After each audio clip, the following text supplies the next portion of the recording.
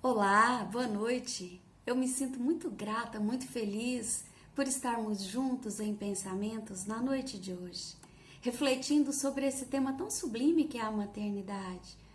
Um tema que nos remete ao amor das nossas mães, dos nossos filhos. É um tema também que nos lembra de Maria de Nazaré, a mãe de Jesus. E é a ela que nós rogamos bênçãos e paz para todos nós que estamos aqui reunidos em pensamentos, para todos os nossos irmãos aqui da terra e do plano espiritual, que ela possa nos iluminar e proteger sempre, amparando a todos nós em nossos lares, a todos aqueles que estão em hospitais, a todos que estão trabalhando, a todos nós envolvidos com as nossas atividades cotidianas, embora atravessemos períodos difíceis. O amor de Deus nós sabemos que nunca nos desampara. Então, nós consideramos a maternidade um presente de Deus à mulher, um presente inigualável, pois que proporciona a ela uma experiência transformadora e única, que vai possibilitá-la expandir a consciência, que vai trazer amadurecimento, pois que ninguém que tenha a missão, seja aquela que vai gerar o filho ou que vai acolhê-lo no coração, mas que vai amar e conduzi-lo nos caminhos do bem, ninguém que passando por essa trajetória resultará lá na frente em alguém igual. Será uma travessia em que ela vai crescer e amadurecer de forma extraordinária. Nós consideramos também um presente dos bondosos amigos espirituais que patrocinam, que avalizam o projeto reencarnatório daquele ser que nós consideramos nossos filhos, né? Que nós recebemos como filhos. Então, são eles que, sabendo do nosso passado, sabendo dos nossos vínculos, são eles que nos ajudam a tecer, bem antes de renascer, esse nosso compromisso, um compromisso de amor. Nós consideramos também que é um presente das leis de evolução. Como eu disse aqui anteriormente, através dessa experiência, nós vamos expandir o nosso coração. A mulher, levada pelo amor, ela vai aprender virtudes que outrora talvez estivessem distantes ainda, né? A renúncia, a capacidade de doar. A maternidade, ela permite que nós vivenciemos experiências muito singulares, porque às vezes nos sentimos muito poderosas e únicas, capazes de resolver tudo, e às vezes tão frágeis, né? Toda mãe que diante do berço do seu filho, diante do leito do seu filho ali que se encontra adoentado, ela vai viver uma experiência única de fé que talvez em nenhum templo ela vivenciasse.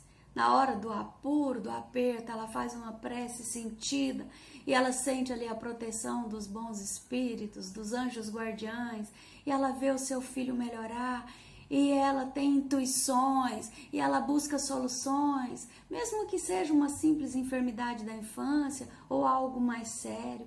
Então, todo esse exercício, em que ora ela é uma super mulher poderosa, ora ela é frágil, ora ela se enche de culpa, ela se enche de culpa porque talvez ela esteja distante, tentando conciliar ali trabalho e maternidade.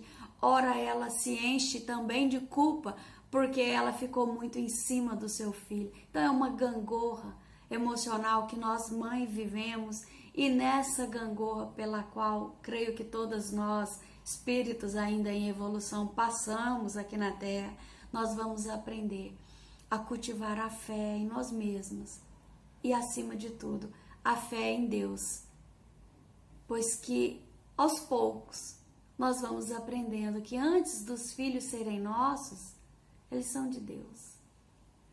E vem já com uma bagagem do passado, trazendo tendências, e que vai requerer de nós esse ser abnegação, devotamento, atenção, para que possamos conduzi-lo da melhor maneira possível. Eu encontrei hoje, ao preparar a palestra para nós, um trecho de Madre Teresa de Calcutá que sintetiza bem o que eu estou querendo dizer e vou pedir licença a vocês para lê-lo. Diz assim: ensinarás a voar, mas não voarão o teu voo. Ensinarás a sonhar, mas não sonharão o teu sonho. Ensinarás a viver, mas não viverão a tua vida. Ensinarás a cantar, mas não cantarão a tua canção. Ensinarás a pensar, mas não pensarão como tu. Porém, saberás que cada vez que voem, sonhem, vivam, cantem e pensem, estará a semente do caminho ensinado e aprendido. Então é isso, é um exercício de desapego. Nós plantamos as sementes do bem. Embora saibamos que a inclinação da planta que vai surgir ali, ela é nossa, mas nós não vamos poder moldá-la e talhá-la ao nosso prazer, à nossa vontade. Nós vamos aprendendo a amar de uma forma um pouco mais distante, embora próximas às vezes, né? Sabendo que aquela individualidade ali precisa de um espaço para que ela possa progredir e confiando que as sementes ali plantadas do bem, mais cedo ou mais tarde elas vão florescer. Então é nessa confiança que nós recebemos esses filhos e os conduzimos, lembrando que a doutrina espírita, ela nos ensina que nas primeiras etapas da vida do espírito aqui na Terra, um período em que ele está mais maleável, em que ele está mais acessível às influências do meio onde ele se encontra, nós devemos cercá-lo então de influências positivas. Para isso, nós podemos contar com as aulas de evangelização infantil, por exemplo, além de toda a estrutura que oferecemos em casa, através dos bons exemplos, das orientações, dos bons hábitos que vamos ajudando-os a adquirir. Nós vamos então proporcionando ali toda uma teia em volta desse ser, uma teia de proteção que vai muito além de prover com bons alimentos, bom o vestuário, teto, escola no molde tradicional, como compreendemos, no sentido de prover de conhecimentos intelectuais, está muito além disso aí. Então é preciso que nós mães, nesses primeiros anos dos nossos filhos, eu posso dizer isso até, ouvi muito na casa espírita, quando os meus filhos eram pequenos, e sou muito grata a todos que disseram isso para mim, porque é a pura verdade. Hoje os meus filhos estão adultos, então nesses primeiros anos nós precisamos insistir com a iluminação desse ser, com a evangelização desse ser. Ele que traz uma bagagem, né? Embora nós mães tratemos os nossos filhos como anjos, mas nós sabemos que eles trazem bagagem do passado, trazem tendências que nem sempre são positivas. Então, através da evangelização infanto-juvenil, nós vamos amar ainda mais os nossos seres. Na pergunta 890 do Livro dos Espíritos, Allan Kardec pergunta assim: será uma virtude o amor materno ou um sentimento instintivo comum aos homens e os animais? Os espíritos responderam: uma e outra coisa.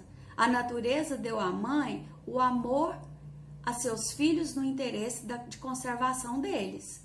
No animal, porém, esse amor ele se limita às necessidades materiais. Cessa quando desnecessário esses cuidados se tornam.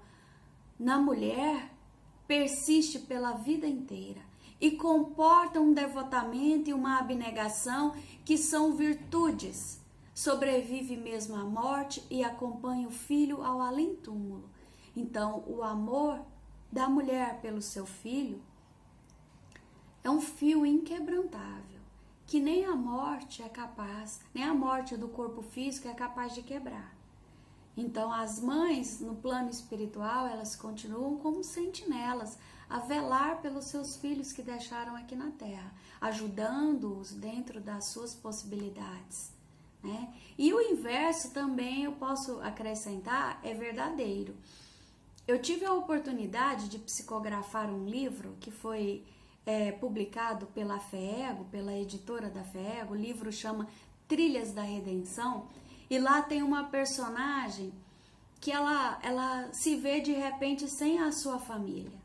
Todos são levados numa desencarnação trágica, e então, impelida pelas circunstâncias, ela se vê só, não é? Então, o filho em espírito, ele a ampara, ele a aconselha a estender aquele amor maternal a outros que estão em volta dela, a expandir o seu coração e exercitar esse amor que um dia nós sentiremos, né? Não só pelos nossos filhos, vamos aprender a dedicar esse amor a outros seres do nosso convívio. Cada vez mais em que o nosso coração se expandir, será possível essa abnegação, esse devotamento aos nossos amigos, aos nossos irmãos, a outros seres do nosso convívio. Então é interessante observar o quanto esse laço ele é forte. Ele é forte. Nessa história em que eu psicografei, Trilhas da Redenção, o nome, é muito comovente algumas cenas em que ele, durante o sono da mãe, o filho, né, o personagem chamado Simão, ele vem até a mãe consolá-la, esclarecê-la, orientá-la. Ele que é um espírito bastante elevado, e gostaria nesse momento de chamar a atenção, né, a nossa atenção para esse fato. Eu falei que às vezes os nossos filhos chegam à nossa casa vindos do plano espiritual, portando tendências nem sempre positivas, mas muitas vezes recebemos também, e isso é muito comum, filhos que estão muito acima da nossa capacidade evolutiva. Eles se permitem amar por nós, serem amados por nós, eles se permitem ser conduzidos, mas a mãe percebe que ali tem um espírito que a ensina todos os dias. E essa troca é muito rica, é muito sublime e traz muito crescimento para aqueles seres envolvidos naquele lar, né? É um grande presente de Deus.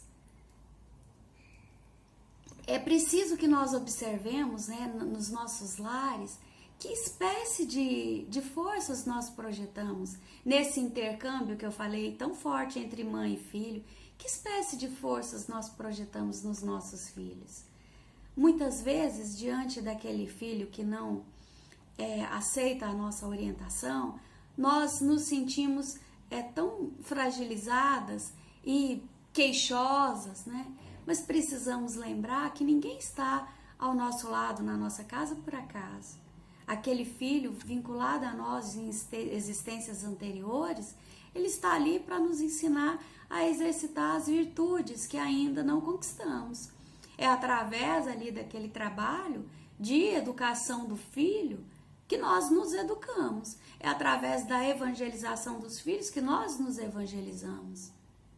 Então é uma troca sublime e que sintetiza muitos ciclos evolutivos em que vivenciamos a proximidade daquele ser, alternando ciclos, né, em que estamos mais seguras,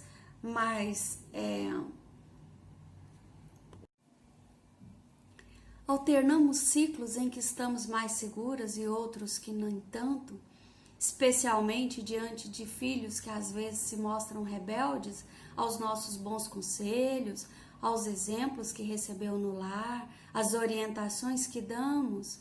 Então nos sentimos frágeis, e é especialmente a esses corações, nessa noite de hoje, que eu gostaria de compartilhar um conselho do benfeitor espiritual Emmanuel, num livro chamado Livro da Esperança, psicografado pelo Francisco Cândido Xavier, em que ele nos diz assim: busca auxiliá-los e sustentá-los com abnegação e ternura, ainda que isto te custe todos os sacrifícios, porque no justo instante em que a consciência te afirme tudo haveres efetuado para enriquecê-los de educação, trabalho, dignidade e alegria, terás conquistado em silêncio o luminoso certificado de tua própria libertação. Então, vejam bem, eu considero que a maternidade, ela também é um campo da nossa vida em que nós somos semeadores. Por vezes, colheremos grandes alegrias, né? Grandes realizações através das conquistas dos nossos filhos. Mas, às vezes, há casos em que essa colheita ela vai ser mais demorada. Então, precisamos trabalhar os nossos sentimentos no exercício da fé que nos distancia da culpa, da fé em Deus, da fé em nós mesmos. E essa fé em nós mesmos, mais robusta ela será se tiver raízes no trabalho que nós fazemos em prol desses filhos, no trabalho de educá-los, de tudo que fazer que esteja ao nosso alcance para conduzi-los no caminho do bem. É esse labor que vai trazer para nós calma, resignação e fé. O apóstolo Paulo, na carta aos Efésios, ele diz assim: educai os vossos filhos inspirados na pedagogia do Senhor. Está lá em Efésios. Então, eu gostaria de comentar com vocês. Qual é a pedagogia celeste? Qual é a pedagogia do Senhor? Então, tentando responder essa pergunta, eu fui me inspirar em Maria de Nazaré. Ela que é a síntese, né, da maternidade e o expoente máximo de todas as virtudes femininas na Terra. Então, recordando que quando Deus precisou de alguém para amparar Jesus aqui na Terra, ele recorreu a uma jovenzinha que tinha por volta aí de 14 anos, num lar apagado e simples lá de Nazaré, sem projeção social. Porém, né, aos olhos de Deus, ela era grandiosa, capaz de desenvolver aquela tarefa, ela era um ser muito especial. Nós percebemos isso lá no Evangelho de Lucas, chamando a atenção de vocês aqui para um fato, né, antes de mencionar os trechos do Evangelho, que esse Evangelho ele é considerado pela tradição cristã Evangelho mariano. E nós espíritas também assim o consideramos, pois que nós sabemos, através da narrativa de Paulo e Estevão, através da narrativa de Emmanuel, no livro Paulo e Estevão, que o apóstolo Paulo, ele pede a Lucas para escrever um evangelho. Ele diz: eu gostaria de ter escrito, mas dada aqui a todas as circunstâncias que estou vivendo, a tarefa, né, que ele desempenhou grandiosa, não tinha tempo hábil para escrever o evangelho, e pediu ao Lucas que colhesse então informações de Maria para escrever o evangelho. Então, o Evangelho de Lucas, considerado pela tradição cristã, Evangelho mariano, e por nós espíritas também como um evangelho baseado nas confidências de Maria, ele é muito rico dos sentimentos maternos. Porque desde o momento em que ela conta ali no primeiro capítulo da conversa do anjo Gabriel, do luminoso espírito Gabriel, que diz a ela que ela era grande diante de Deus, agraciada, bendita entre todas as mulheres, e que ela teria então a tarefa de ser a mãe do Salvador. E ela, naquele exercício sublime de fé, ela diz: eis aqui a serva do Senhor, cumpra-se então a sua vontade. Mais adiante nós vemos aqui um trecho luminoso, quando ela tem o seu filho naquelas circunstâncias incomuns, né? Na estrebaria lá de Belém, em que pastores, eles são visitados por um anjo que avisa a eles: eis que o menino vos nasceu. Está lá no Evangelho de Lucas, lá no capítulo 2, versículo 9 a 11. Eis que um menino na cidade de Davi, essas são as palavras, vos nasceu hoje o Salvador. Então nós ficamos assim refletindo, como foi para Maria ouvir essas palavras? Porque o seu filho nasce, mas ele nasce para o seu lar, para você, para o seu esposo, para a sua família. Ele não nasce para a humanidade. Então, por mais que nós mães, por vezes, né, nós falamos, o meu filho eu crio para o mundo, mas na verdade nós criamos o nosso filho, né, para o mundo desde que seja ali na nossa casa, né, escolhemos o colégio, cercamos de todos os cuidados. Então Maria precisou lidar com essa realidade logo nas primeiras horas de nascimento do filho, que ele tinha nascido para o mundo, para a humanidade, para o planeta Terra. Mais adiante, nós vemos aí a pedagogia que Paulo recomenda, né? A educação inspirada na pedagogia do Senhor, num trecho muito singular, em que no capítulo 2 também de Lucas, versículo 41, narra a visita de Jesus ao templo aos 12 anos de idade. Ele é apresentado pela segunda vez ao templo, como manda a tradição de seu povo. Era Páscoa, Jerusalém estava lotada de visitantes, e no meio daquela multidão Jesus se perde da sua família, permanecendo desaparecido por 3 dias. E Maria, imaginemos agora, né, a angústia. 3 dias o filho desaparecido, angústia superlativa, né, da família. E quando Maria o encontra, ela diz assim: filho, disse-lhe a mãe, por que nos fizeste isto? Teu pai e eu estávamos desesperados à tua procura. Então esse trecho nos traz grandes ensinamentos também. Porque diante do nosso estresse, muitas vezes nós esquecemos qual é a pedagogia do Senhor. Nós perdemos totalmente a serenidade, não é? E ao invés de estabelecer um diálogo, como diz aqui Maria, por que você está fazendo isso? O que está acontecendo, meu filho? Eu sou professora na minha vida pessoal e percebo assim a grande necessidade que as crianças e os jovens têm de serem ouvidos, de expressarem os seus sentimentos, de se sentirem acolhidos por seus cuidadores. Então fica aí esse exemplo de Maria de Nazaré, lá no capítulo 2 de Lucas.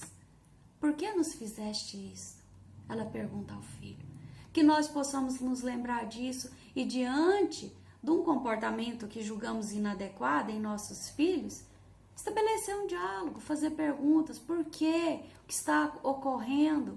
O que aconteceu? Ouvi-los, acolhê-los.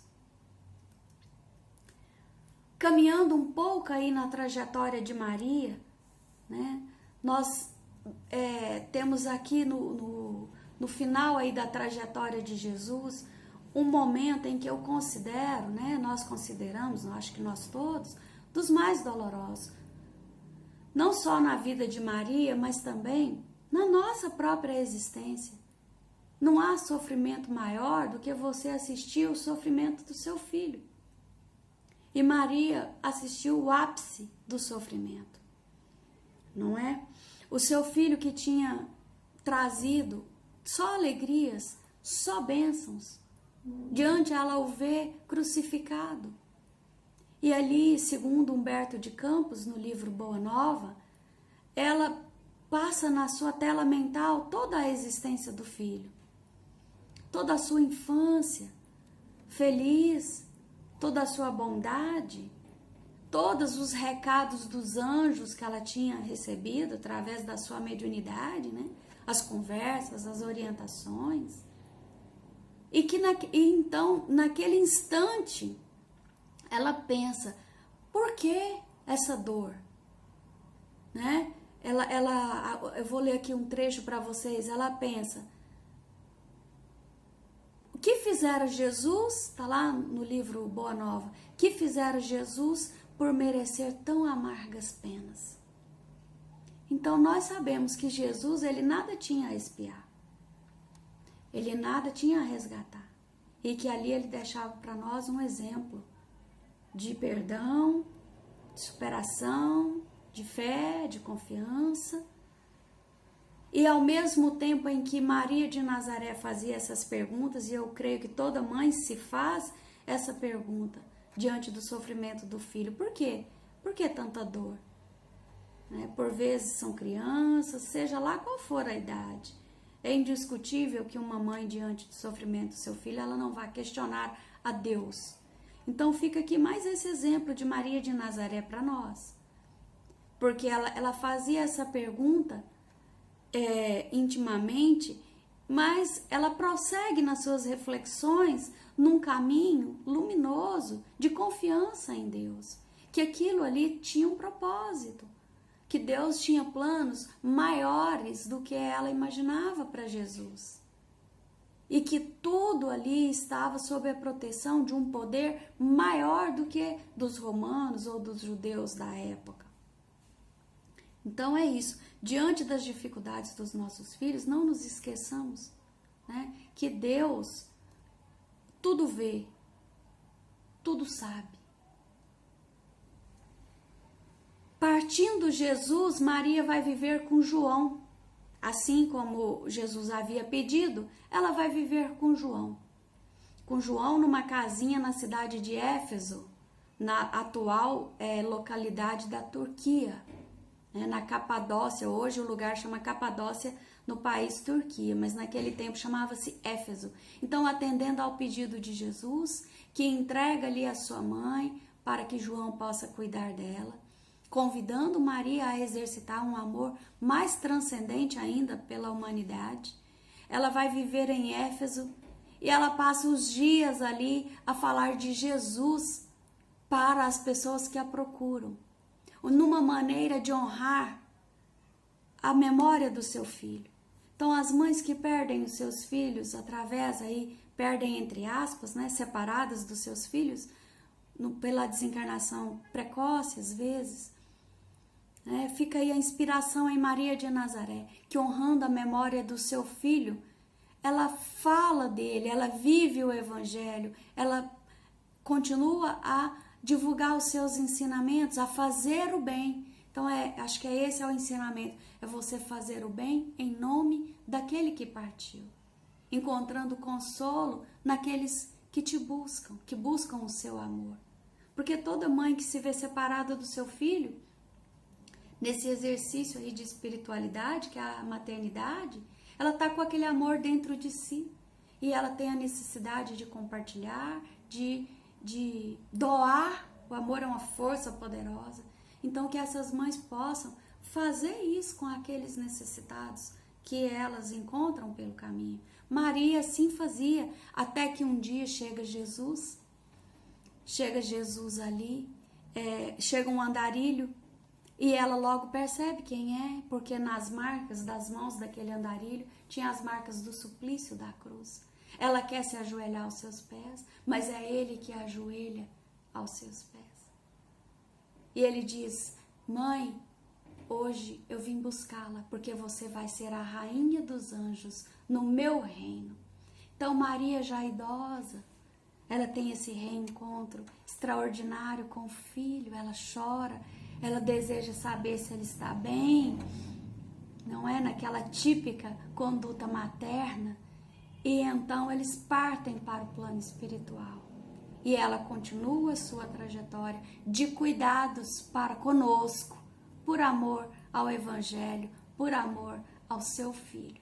Então fica aí para nós todas essas lições, Nesse capítulo do livro Boa Nova, Humberto de Campos nos narra que aquelas pessoas sofridas que iam buscá-la lá na casinha em Éfeso, ela dizia: isso também passa, só não passa dentro de nós o amor de Deus, o amor de nosso Pai Celestial. Então, nesse momento em que nós vivemos tamanhas dificuldades, às vezes constrangidos a estarmos longe daqueles que amamos, né? Vivemos preocupações de toda ordem, que nós possamos nos inspirar em Maria de Nazaré, entregando os nossos filhos a Deus, confiando que Deus cuida deles, muito antes que fossem nossos, eram dele. Que possamos nos inspirar em Maria de Nazaré, buscando essa confiança inabalável e dizer para nós mesmos, isso também passa, né? E vai passar. Um beijo grande para vocês, que Nossa Senhora possa nos abençoar, nos amparar e proteger. Fiquem todos com Deus. Muito obrigada, tá?